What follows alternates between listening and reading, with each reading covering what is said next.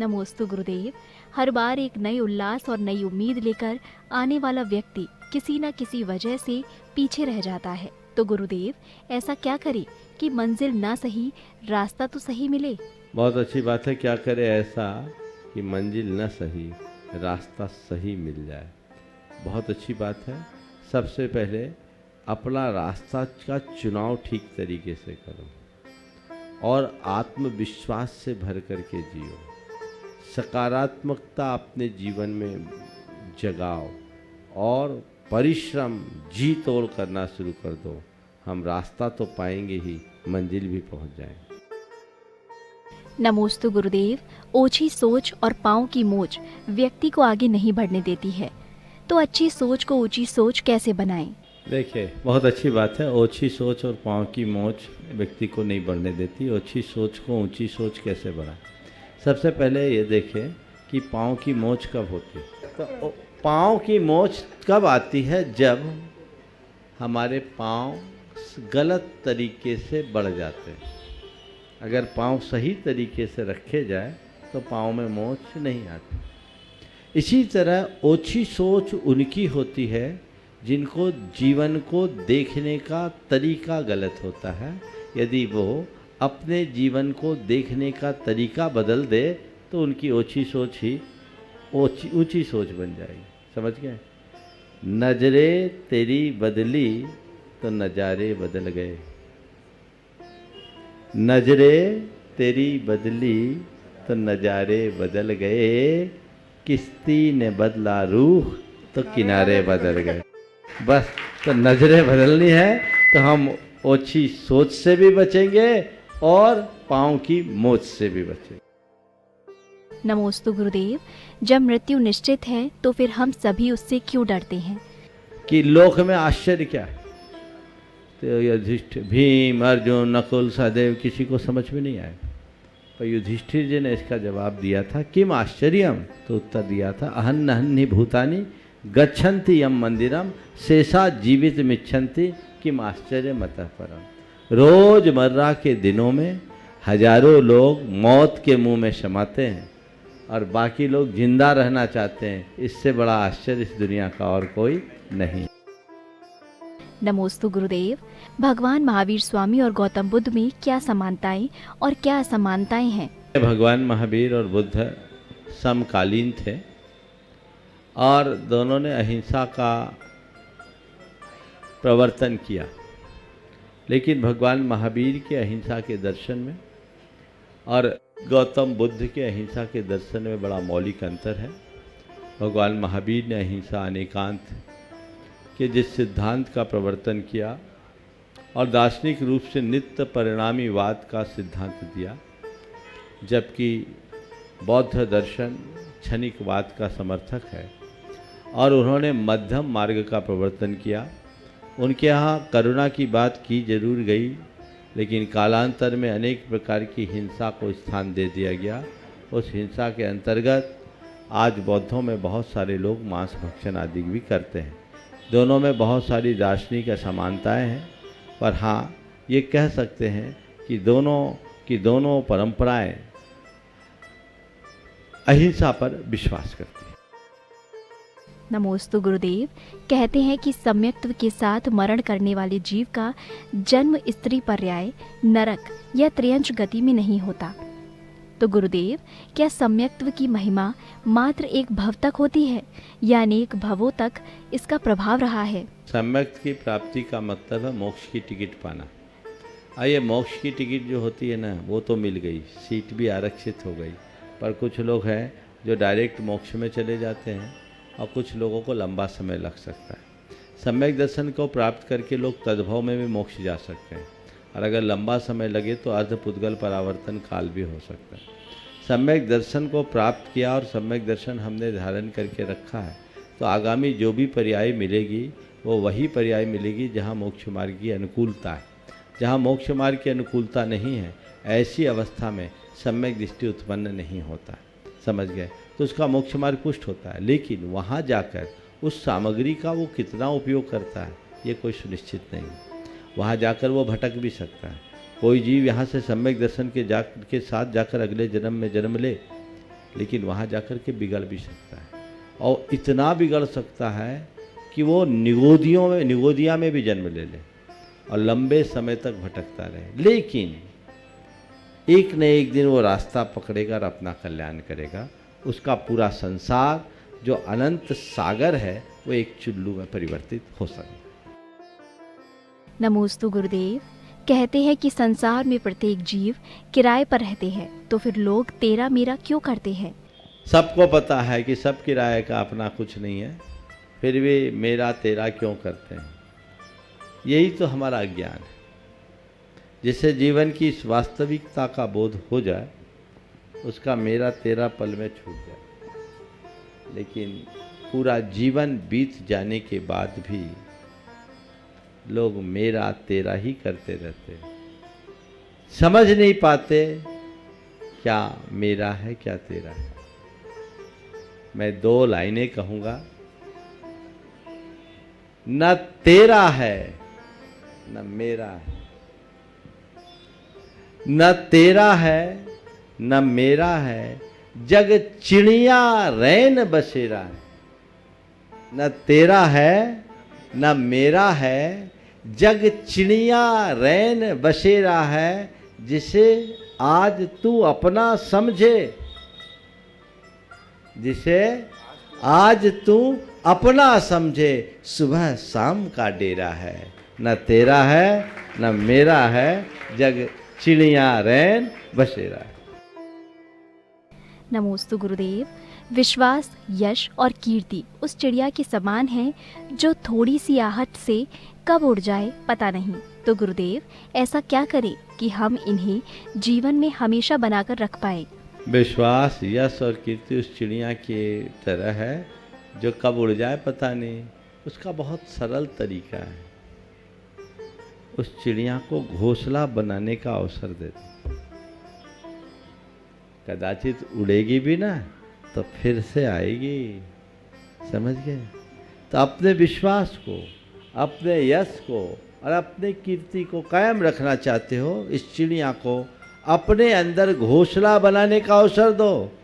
विश्वास घोंसला, विश्वास की चिड़िया को घोंसला बनाने का अवसर मिलता है तब जब हम अपने हृदय में भरोसा और समर्पण का भाव जगा लेते हैं। तब यश और कीर्ति की चिड़िया हमारे अंदर घोंसला बना पाती है तब जब हमारे मन में दान और सत्कर्म जुड़ जाता है। तब यदि व्यक्ति अपने मन में भरोसा और समर्पण जगाए तो विश्वास की चिड़िया बैठी रहेगी, और दान और सत्कर्म करे तो यश और कीर्ति की चिड़िया कभी दूर नहीं जाएगी।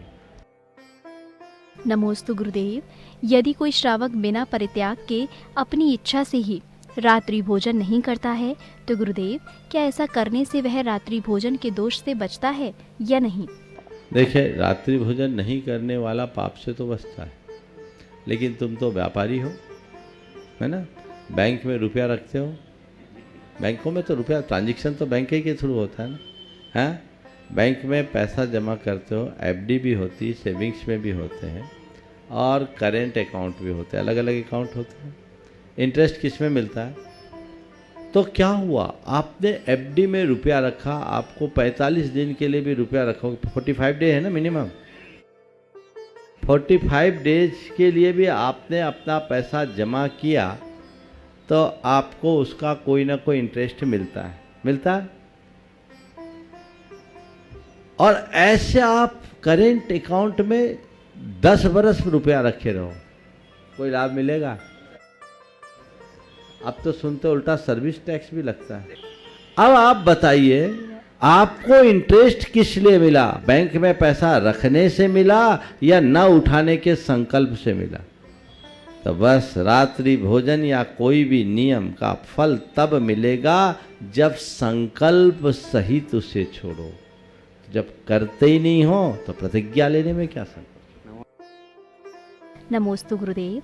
मंदिरों में मानस्तंभ बनाना चाहिए या नहीं? मानस्तंभ बनाते हैं, मानस्तंभ बनाने की परंपरा है, लेकिन जिस तरीके से आजकल मानस्तंभों का निर्माण हो रहा है वह एक प्रकार का स्तंभ वेद नामक वास्तु दोष हो रहा है। भगवान के सामने आपने स्तंभ खड़ा कर दिया, भगवान की दृष्टि उससे अवरुद्ध होती है। समौ शरण में मानस्तंभ बनता है तो योजन भर की दूरी होती है। 1 योजन का समौ शरण भगवान महावीर का था, तो सेंटर से ले तो आधा योजन की दूरी, बहुत बड़ा गैप। 7 भूमियों को पार करने के बाद 8वीं भूमि में भगवान विराजमान। अब हम लोग कई जगह देखते हैं कि मंदिर है, इतनी सी जगह है और उसी में मानस्तंभ बना देते हैं। तो मेरी राय में ऐसे कम स्थान वाले मंदिरों में मानस्तंभ बनाना दोषपूर्ण है। आप मंदिर में मानस्तंभ बनाइए तभी जब मंदिर की मूल लंबाई से 1.5 गुनी दूरी, 1.25 गुनी दूरी पर मानस्तंभ बनाया जा सके। मुझे याद है जब वासुपूज्य जिनालय का निर्माण हो रहा था तब मानस्तंभ का प्रस्ताव आया था। मैंने वहाँ के नाप तौल आदि को देखकर कहा कि यहाँ मानस्तंभ न बनाना ही उचित है। गुणायतन में भी इसीलिए मानस्तंभ नहीं बनाया गया, समझ गए, वो बेद बन जाता है। अब उसके चक्कर में कई जगह लोग मानस्तंभों में अनेक जिनबिंब स्थापित कर लेते हैं, वो उचित नहीं है, औचित्यपूर्ण नहीं है। इसलिए कहीं भी मानस्तंभों की संरचना करने की बात हो तो सोच समझ करके करना चाहिए। आज अच्छा हुआ कि आपने समाज के बीच सवाल उठा दिया, मैंने अपना अभिमत प्रकट कर दिया, नहीं तो हो सकता है कल मेरे जैसा कोई साधु आके आपसे कहे इतना बड़ा मंदिर है, 100 साल पुराना, मानस्तंभ भी बनाओ। नमोस्तु गुरुदेव, सम्यक दर्शन और दर्शनोपयोग में क्या अंतर है? दरअसल इसमें बात समझने की ये है कि सम्यक दर्शन और दर्शनोपयोग अलग अलग चीज़ है। दर्शनोपयोग हमारे श्रद्धा गुण की एक परिणति है और दर्शनोपयोग हमारा एक स्वतंत्र गुण है। दर्शनोपयोग, सम्यक दर्शन जो है वो हमारे श्रद्धा गुण की परिणति है और दर्शनोपयोग एक दर्शन गुण की परिणति है।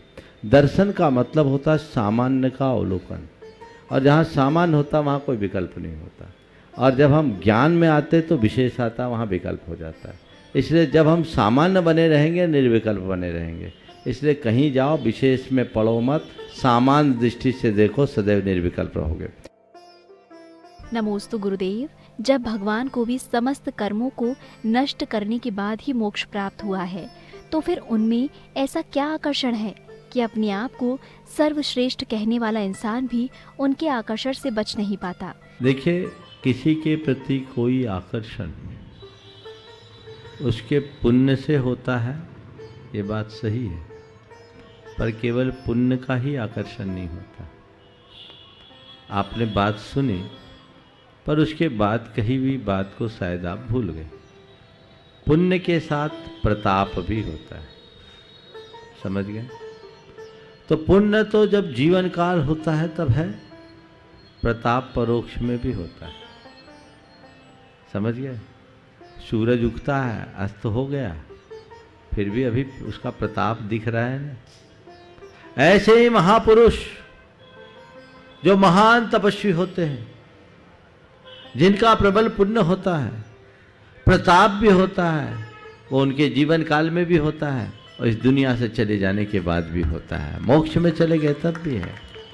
तो आज हम भगवान को याद कर रहे हैं, भगवान का यशोगान कर रहे हैं, उनकी जय जयकार कर रहे हैं, वो उनके पुण्य के कारण नहीं, उनके प्रताप के कारण। वो उनका प्रताप शाश्वत प्रताप है। संसारी प्राणी का प्रताप कभी भी नष्ट हो जाएगा, पर भगवान का प्रताप कभी नष्ट नहीं होता, समझ गया? ये भगवान है, वो चिरंतन है, शाश्वत है। उनका प्रताप हमें आकर्षित करता है, और न केवल आकर्षित करता है अपितु हमारे प्रताप को भी बढ़ा देता है। यही उनका प्रभाव। नमोस्तु गुरुदेव, आज व्यसनों के सेवन से जैन समाज के लोग पतन की ओर बढ़ रहे हैं, इससे बचने का क्या उपाय है? समाज पतन की ओर जा रहा है, जिन कारणों से पतन की ओर जा रहा है उन कारणों को रोके, समाज में चेतना जगाएं। सत्संग समागम पाने के बाद यदि व्यक्ति अपनी चेतना को जगाए तभी परिवर्तन होता है। ये बात बिल्कुल बहुत ही दुखदाई और पीड़ादायी है। एक तरफ हम धार्मिक आयोजनों को खूब बढ़ चढ़ करके भाग ले रहे हैं आयोजनों में, पर दूसरी ओर व्यसन बुराइयां भी समाज में बहुत तेज़ी से बढ़ रही है और ये सब आधुनिकता के नाम पर हो रही है। ये जो नाइट कल्चर विकसित हो रहा है वो हमारे समाज की परंपराओं का बंटाधार कर रहा है। आज प्रातःकाल भी मैंने इस विषय में काफ़ी विस्तार से विधान के टाइम में कहा था। आज सबको इस पर विचार करना चाहिए और अपने बच्चों के लिए भी इस पर थोड़ा हमें कुछ प्रतिबंध करना चाहिए। आजकल एक बहुत बड़ी कमी देखने को मिलती है कि माँ बाप अपने बच्चों के प्रति बहुत ज़्यादा लिबरल होते जा रहे हैं। वो बच्चों के द्वारा अगर कुछ गलतियाँ हो रही है या बच्चे गलत दिशा में जा रहे हैं तो रोक टोक नहीं करते। नतीजा बुराइयाँ तेज़ी से जकड़ते जा रही हैं। आज अगर किसी का बच्चा नाइट क्लब में जा रहा है, बेटा जा रहा है, बेटी जा रही है, पब में जा रहा है या कहीं और जा रहा है, रात को 12 बजे आ रहा है, 1 बजे आ रहा है, 2 बजे आ रहा है, माँ बाप को उनकी ज़्यादा कोई परवाह नहीं, कोई पूछताछ भी नहीं करते। लेकिन यदि माँ बाप जागरूक हों तो कभी ऐसा नहीं हो सकता। मेरे संपर्क में एक सज्जन जिसका बेटा, उन्हें अच्छे संस्कार दिया, संस्कारित परिवार था, बेटा एक बार शराब पी लिया। पिता को पता लगा, पिता ने जैसे ही सुना बेटे को बुला करके कहा तूने शराब पिया। बेटे बोल नहीं पाया, आंखें झुका करके अपनी तरफ से कहा कि हाँ मैंने शराब पी है। तो पिता ने कहा देख, पहली बार मैं तुझे मना कर रहा हूँ, पर तूने मेरा भरोसा खंडित किया है। ध्यान रखना, आज तो तेरे लिए इस घर में प्रवेश है, दोबारा अगर ऐसा हुआ तो ये घर तेरा घर नहीं होगा और तू मेरा बेटा नहीं होगा, इस घर में प्रवेश नहीं होगे। मैं तुम नहीं स्वीकार सकता कि मेरे घर का कोई सदस्य ऐसा कृत्य करे। इतनी दृढ़ता से उसने अपने बच्चे को फटकारा। बच्चा रोने लगा, बोला पापा माफ़ करो, ऐसी नौबत कभी नहीं आएगी। मेरा मन मुझे आज धिक्कार रहा है कि अपने चंद दोस्तों की बातों में आकर मैंने आपका विश्वास तोड़ दिया। अब ऐसी पुनरावृत्ति नहीं होगी। दोबारा उस बच्चे ने उस तरफ देखा तक नहीं। मैं आपसे पूछता हूँ, आप इतना चरित्र बल अपना क्यों नहीं रखते? आपके बच्चे इस तरह से भटकते हैं तो आप उस बात का प्रतिवाद क्यों नहीं करते? बच्चों को मना क्यों नहीं करते? आप ये क्यों स्वीकार रहे? आजकल का ज़माना बदल गया, आप सब ऐसा ही, ये कल्चर, ये एक्सेप्टेंस सबका बंटाधार कर रही है। और जो चीज़ें आज उभर कर आ रही है वो बहुत घृणास्पद है और इसके प्रति बहुत गंभीरता से विचार करना चाहिए। मुझे तो लगता है यदि यही सब चलता रहा तो आने वाले दिनों में ये सारी बुराइयां आम हो जाएगी।